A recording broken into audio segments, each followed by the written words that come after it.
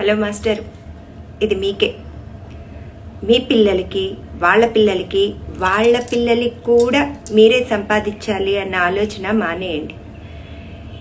అంతకన్నా మీ పిల్లోడికి luxurious bike, phone, లేదంటే ఒక పెద్ద హౌస్, లేదంటే ఫామ్ హౌస్, లేదంటే ఇంకా ఏదో ఇచ్చేద్దాము అని మీరు అనుకునే కన్నా మీ పిల్లోడు వాటిని అన్నింటినీ సంపాదించుకోవడానికి కావాల్సిన స్కిల్స్ వాళ్ళకి అలవాటు చేయండి.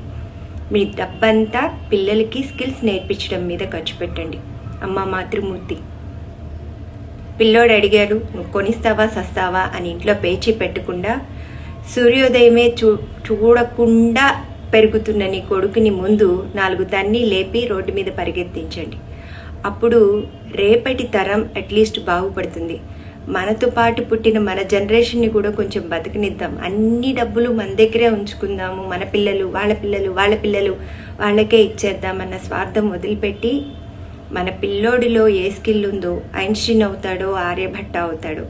ముందు ఇంటర్ అవ్వగానే బైకులు కొనివ్వడం, కార్లు కొనివ్వడం, ఫోన్స్ కొనివ్వడం.